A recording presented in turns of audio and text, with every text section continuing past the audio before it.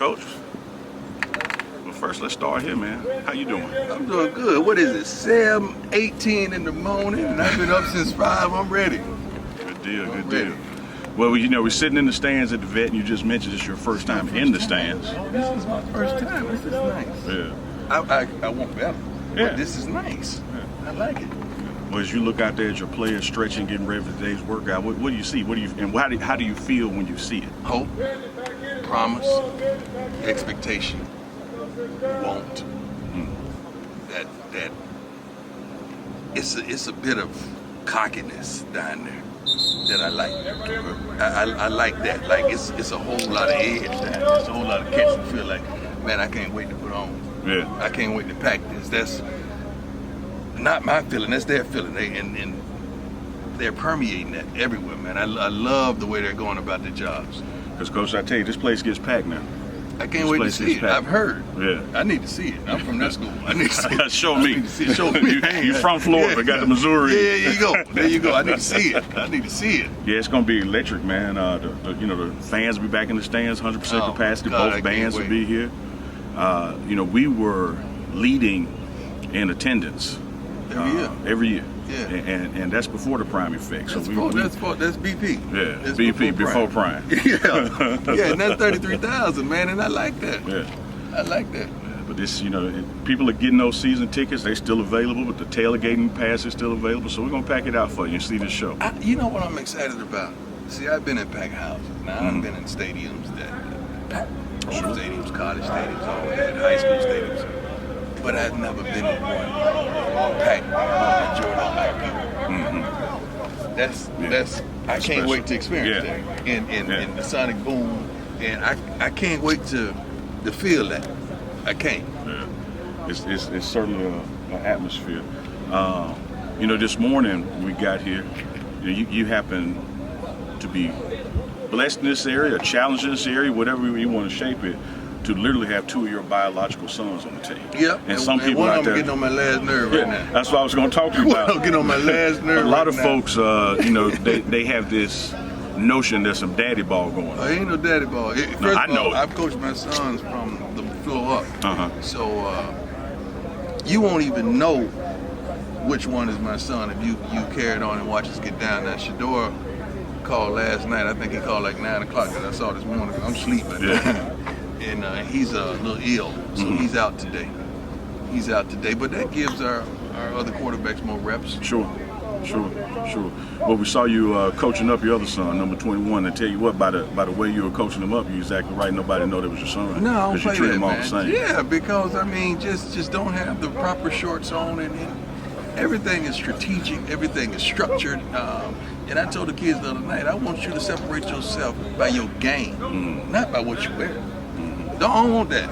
I don't want you to discard protocol, what we tell you to wear, because you're different. Not saying that he did that, but he did get his butt up and get there early enough to get the shorts, the proper shorts that everyone else got on, and several others did the same thing. It's called coaching, Coach. There you go. It's called coaching. And speaking of that, have you found whether it's this generation of athlete with their age or even amongst your own staff, have you found yourself having to shift to explaining why versus just doing we always try to explain the why. Okay.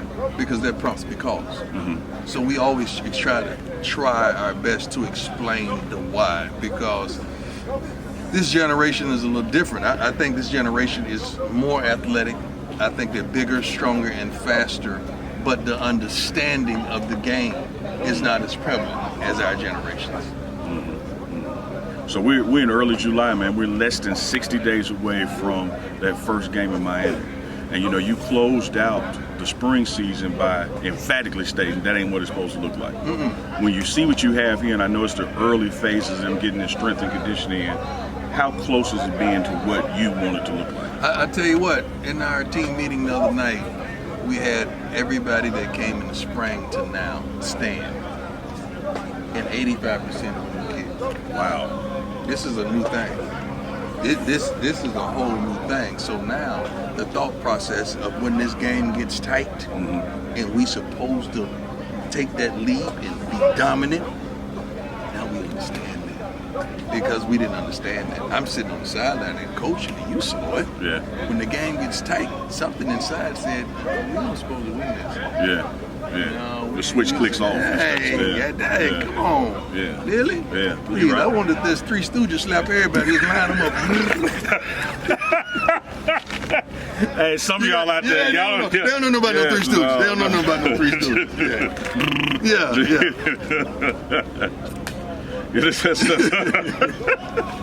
I seen the look in their eyes, man.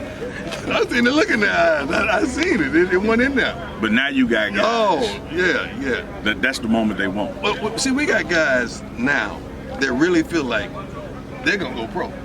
See, it's one thing to say it. It is one thing to really be about it. Yeah. These guys now, the majority, really feels like, hey, man, we going pro. We going pro. This pro or bust. That's what we gonna do. Yeah. It ain't just talking about it and it's a dream. It's a thought and a reality that this is supposed to happen. Yeah. So you got some guys whose reason to do it is greater than their reason not to do it. Amen. And in the spring you had some guys like, well, you know, I don't have a future in this, shut it down. Because they hadn't seen nothing to matriculate from. Yeah. And when you hadn't seen, when you hadn't seen everybody, you see everybody go to the mall, but ain't nobody buying nothing. Sooner or later, you know, stop thinking about we at the mall. Man,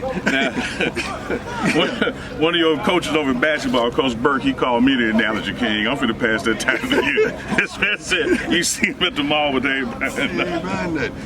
We gotta get something. Yeah, that's all right. But also, what's happening as well is this competition. Look at all the receivers, man.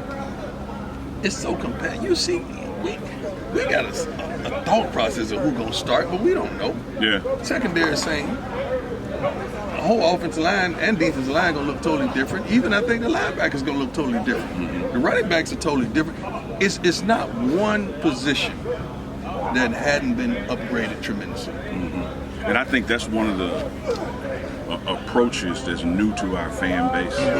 Is that so? We had arguably some success at say linebacker this past spring, but here you brought in depending some. on what you go. That's why I said. That's why I said arguably. You know, there's some people interrupted, but your success might not be my success. Understood. Or the staff success. Understood. So understood. Yeah, that's different. So I understand when the SWAC gives somebody an award, that don't mean prime. No. I get that. I've been here. Yeah. And we want to go there with you. I've been here. So some of our fan base, because of the past, would say, "Oh man, he's bringing in new linebackers. We already got linebackers." And we don't settle. No. And you see that in each unit that's out there. Right. Like, Alexis, get some footage right there while we're talking. Yeah. I mean, you see that in each unit. The receiving core is deep. The secondary is deep. The running backs are deep. Yeah, the line is deep. The defensive line is, look at that. That's ridiculous.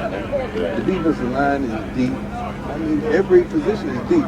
Secondary, you're going to see a couple more in the next few days. You'll see a couple more pop up in the next few days. The linemen, I think you're still missing two, maybe three linemen, and you're missing two more defensive linemen as well. And you know, that again, that we talk about leveling the playing field, we talk about raising standards, this, that, and the other. This is the way that Alabama do it. You know, Nick Saban ain't sitting around saying, "Oh, I got enough good linebackers. Oh, I got enough good safeties. Oh, I got enough, good receivers." He getting all he can, and that, I think that's foreign to us, not just at Jackson State. That's foreign just HBCU wide. It is. That has to change, man. That has to change. You know, I got a refrigerator full of food, but I'm still hungry. Yeah. So there you go another one. There you go another one. I'm still hungry, man. Yeah. I'm still hungry. I still got to eat. Yeah. And these kids out here, it is so darn competitive right now. I love it because they know they can't slip. Yeah. And I think they know what you know is that ain't nobody started yet. Two. We have two starters. Okay. Yeah. We have two starters right now. I'm drawing a blank. Quarterback, Shador, is certainly a starter. Now left guard. Spencer. Big Spencer.